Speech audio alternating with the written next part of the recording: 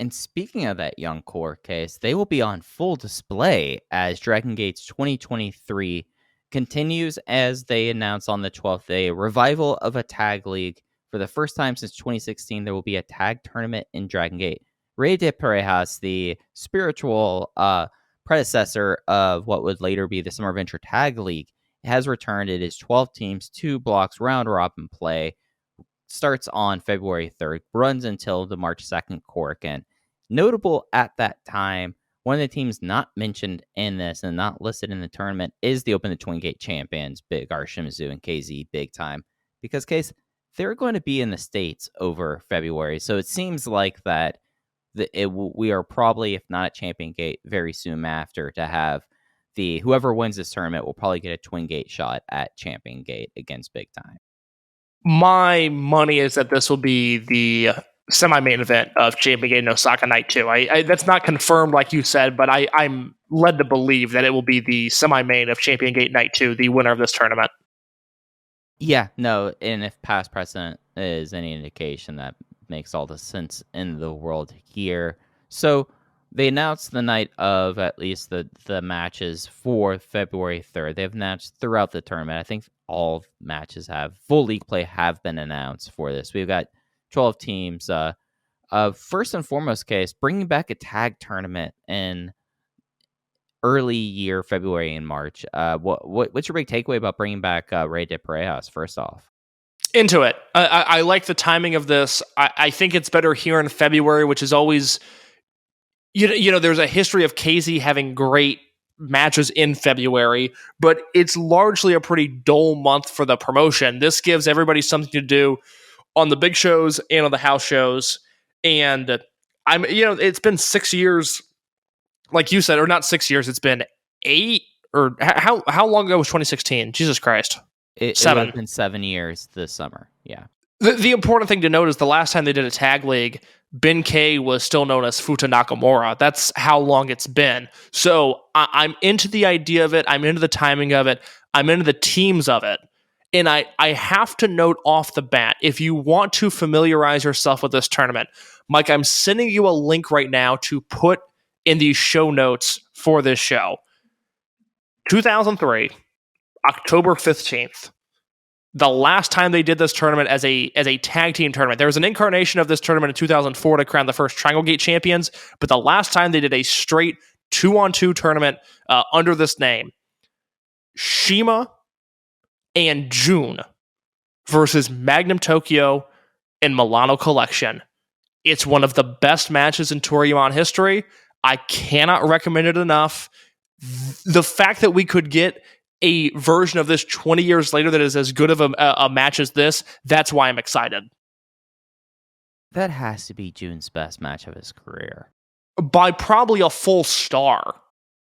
Yeah, hey, I don't keep up on Secret Base as much as one should, but I think that's a fair assessment. I don't think that Chofu Heartful Hall he's having these 5-star bangers in.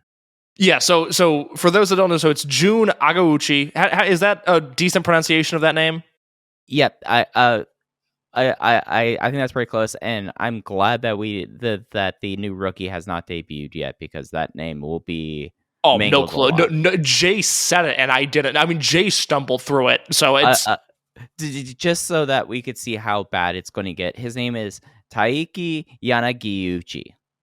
And it's that's why? Not that's we gotta get an all caps name in there.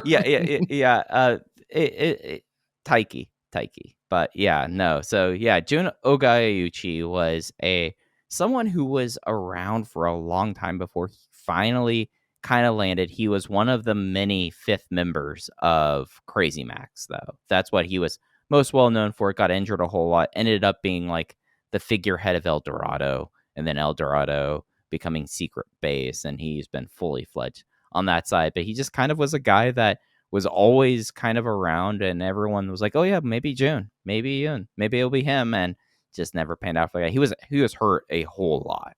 Yeah, so he's a T2P guy. He's on the first T2P show. It's who did he wrestle on that show? Oh, he was Owashi's punching bag for the first part of T2P. So he's on that first T2P show. Like you said, hurt a lot, misses most of 2002. And then in the summer of 2003, all of a sudden it's decided he's going to be in Crazy Max. And the beauty and the detriment of a Toryumon push is that when they push somebody then, they went all in. And we saw that with Aganisu in 2004, and the year before we saw it with Yoon. He wins the Michinoku Pro British Commonwealth belt in the summer, or in the fall rather, and then teams with Shima in this Rey de Parejas tag league. And you have to think about your basic Toryumon knowledge. It's Shima and Yoon versus Magnum Tokyo and Milano Collection AT. One of those names is not like the other three, and that is what the entire match is built around. If you have not seen it, like I said, Michael put a link in the show notes. Go watch that match. Yeah, and it's something that, so I didn't want to just immediately repeat what you say, Case, about your thoughts overall about Rey de Parejas. There should always have been a bigger tournament in January and February because of how quiet the year is, as you were saying. Like, really, for a long time, people would ask me, like, well, should I really bother with January, February? It's like, yeah, if there's like big matches, you should, but really the year starts getting going in Osaka at Champion Gate. This provides meaning, and it's something that I think it just kept on. Summer Venture Tag League kept on being snake bit by the schedule. They had to get rid of it, and enough time has passed, and I think that this is the unequivocal right move, and I like the fact that they're going back to a Toryumon name with it. Can you run down the lineup here real quick? All right, so 12 teams, and it's some interesting pairings. Not a lot of modern teams, but a lot of history and interesting stuff. So Yuki Yoshioka is teaming with Madoka Kakuta out of D-Courage. So no original D-Courage, no Daya and Kakuta. We'll get into what Daya is up to when we get in the next block. BB Hulk, the newest member of Gold Class. Somehow we have not talked about BB Hulk and Gold Class that much, Case. Yeah, look, I like the way they did it because I kind of laid out the nightmare scenario last week, which is where Hulk turns on Z-Brats, and then we get Shun versus Hulk at Champion Gate. Doesn't seem like they're doing that. Thank God. I did, Mike, I have to get credit also. I did nail BB Hulk turning face on those shows as well. I mean, the difficulty, though, like if we're talking about the tropes, there had to be a turn there, and the one turn was going to be around BB Hulk. So I like the way they did it. They ripped the Band-Aid off. They said, okay, he's gone. We're not dragging this out. Here's his new unit. As I wrote on my review of the January 12th show, the match between Gold Class and Z-Brats was appropriately violent. It wasn't a blood feud, but it felt like, okay, BB Hulk turned their back on these guys and they're a little upset. They'll have their Triangle Gate match in Kobe next week, and it'll probably be fine. I don't know. I think Hulk will very quickly become just another guy, but for now, I'm okay with everything that's going on. Yeah, and I mean, they're running with like the beautiful genius thing, which is just great for Hulk. It's something that like we saw his last major heel run. This is what he can probably really do. Would maybe do one more babyface Dreamgate challenge, but I mean, this is where he's at. I'm going to be very interested in seeing what BB Hulk looks like, because the changes, like just putting on the Gold Class t-shirt, I don't think cuts it for that act. Yeah, I agree. I hope this is the excuse to kind of get BB Hulk to look like he did during the Dia Hearts era. Let's go back to shiny pants. Let's go back to a brighter hair color. This is a chance for BB Hulk to end his relevant in-ring career on a good note with a good look, and I hope that's the direction they take it. Yeah, and as you said in your review, really, as soon as he gets the chemistry with Minorita, that's when we know when things were off to the races. I thought the match was fine. It's something that, it was very much like, oh, this is his first match, and they're kind of getting their sea legs under this unit right now.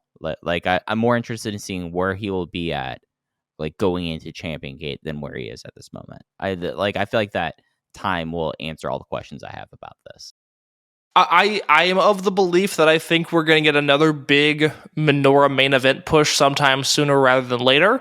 And I still think the focus, or rather the attention, will go to Ben-K and Minorita.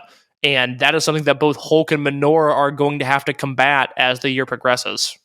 Yep. So kind of the B team out of Gold Class, those two in the A block. The former Open the Twin Gate champion team, Jason Lee, Jackie Funky Kamei, representing both Natural Vibes and Kobe Kung Fu Masters, are part of the A block along with Class of 2022, Yoshiki Kato and Kaito Nagano.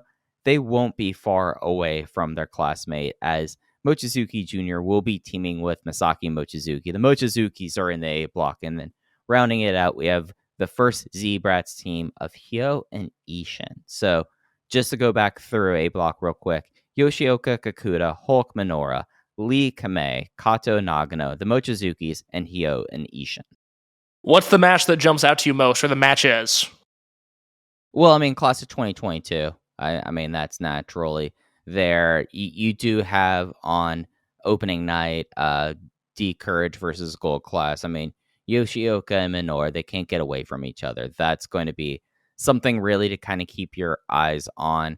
The match, though, that I think if they really let this to kind of get time, could be a whole lot of fun. I'm circling February 11th in Kyoto KBS Hall, and I'm looking at Jackie Funky Kamei and Jason Lee versus Nakano and Kato. That's one that's very much on my list. I wish that instead of doing the Mochizukis versus Z-Brats on the February 3rd Cork and Hall show, I wish they were doing the Mochizukis versus Jason and Jackie on that show. Instead, that's going to be the next day in Shizuoka. And that match is going to be great. And I am under the assumption that all of these matches, that if they don't air on the network, they will make the YouTube channel like the King of Gate matches did last year. I am praying for that because I really want to see the Mochizukis versus the Kung Fu Masters. Oh, I'm absolutely with you on that. Moving to the B block, we figure out what Dragon Dia is doing as he's teaming with Dragon Kid. So the Dragons, we've seen them team a lot more in the later half of 2022 and this year. So that makes a lot of sense. Ben-K with Minorita, the original M2K team of Susumu Mochizuki and Azushi Kanda, the longest tenured team on this field, including a pair of father and sons. They've been together since 99. Strong Machine J has reactivated Strong Machine F to join him. Shun Skywalker is teaming with Kai. And the big team that they shook hands and it looks like they're back together. Yamato and Naruki Doi, the longest running and the most defenses as a Twin Gate champion team. Their one run they had between multiple heel units. So Doyama, I feel like, easily become like the featured act of Block B. This is one of those deals. This feels so fresh and this feels so exciting because you have to remember just how long this team has been apart. I mean, even in terms of tag leagues, the last tag league that they ran, it was Doi and brother Yashi teaming with one another, and they went to the finals and they lost to Dragon Kid and Eita. It's been 2016, March of 2016, and I'll pull up the exact match here. March of 2016, or April rather, since the last proper Doi and Yamato 2-on-2 tag match. I'm pulling it up here just to kind of look back at this card to paint a picture of how long it's been.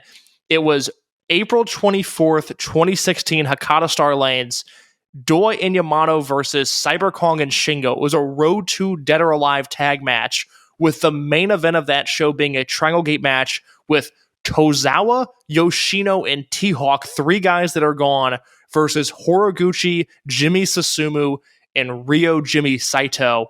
That's how long ago it was that Doi and Yamato team with one another. Yeah, and it just was something that, like, you had the handshake, the crowd erupted, like, they held off for this, and, you know, with the position of Doi and Yamato, like, this is, like, the nice thing about ending high-end is that you can do this now, and now instantly, like, you have Doyama versus Ben and Rita, Doyama versus the Dragons. I don't really... I guess there's a morbid curiosity in Doyama versus Sumo Kanda in 2023. Like, I'll watch that. Oh, completely. Yeah, no, I'm. There's not a matchup here in this entire tournament, either block, with the exception of like maybe M3K versus the Strong Machines, that feels a little dry. Other than that, every combination of matches I'm into. Yeah, like this is like the I was kind of surprised like when they announced this, and like I was spoiled before I watched the show. But like that's how it came out to be case. I watched the 11th unspoiled, the 12th unspoiled. That's just the way of life. But I was kind of surprised not to hear immediately Lec Corporation before saying Rey de Parejas, but because I've noticed something that since our good close personal friend the Sponge guy got involved, there has not been a lot of like chaff in tournaments in Dragon Gate anymore. And you don't have a single fall post in this tournament unless you want to technically count Hyo and Minorita. It is 24. Like, if you were to ask me, like, other than, Strong Machine F, list the 24 wrestlers you want to have in a tag team tournament in Dragon Gate at this moment in time, it's going to be pretty close. Like, maybe 22 out of 24 would be these names. I'm glad you mentioned Hyo right there. Something to note. Last summer, SB Kento was on a major losing streak, and that's part of the reason he went to Mexico.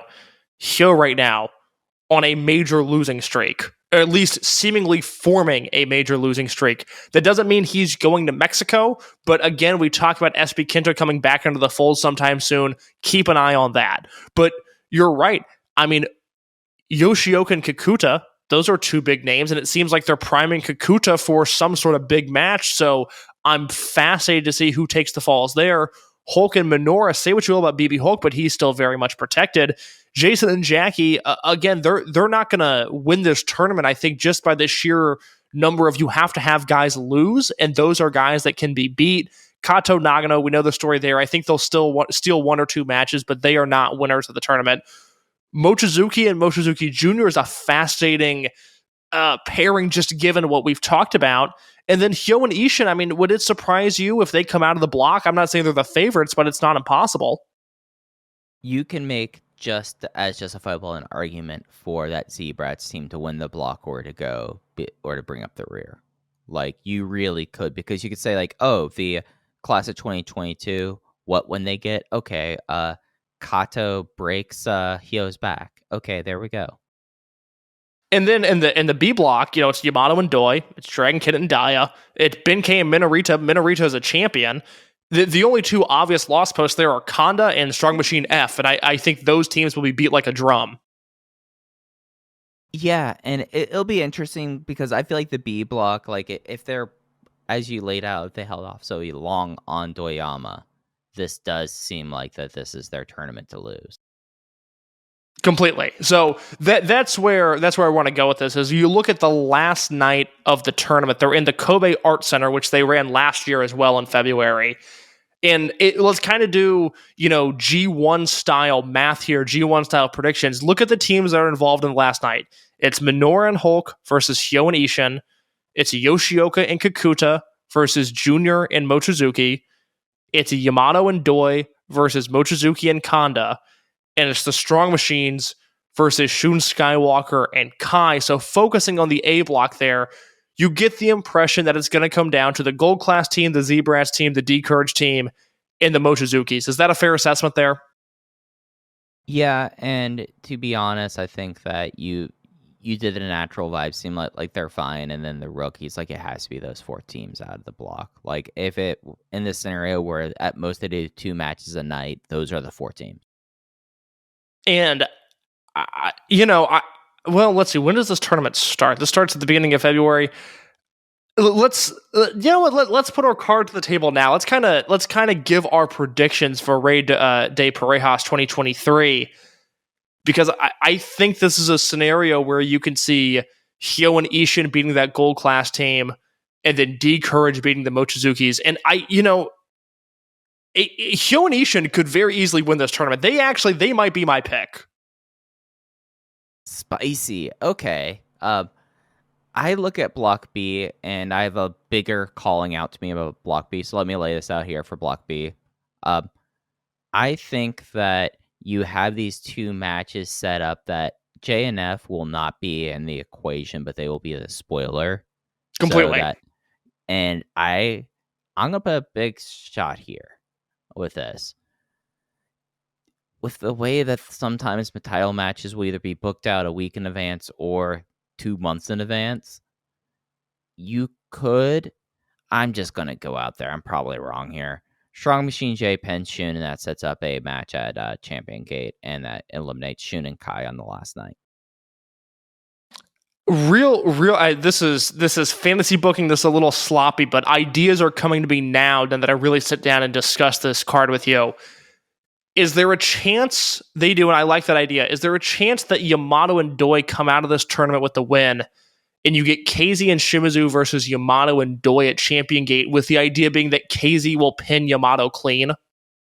Yeah, and then you could have that also, like Shun versus Strong Machine J. Like, you get Strong Machine J's first title shot. He's been booked so strong. Really? You know? And that, Yamato and Doi in a title match, it kind of, that's going to be the draw there. Problem. Yep. Hides the problem if SMJ isn't there. Because, so the 2021, they did 500 fans. 2022, they did 510. And then 2020, they did 800.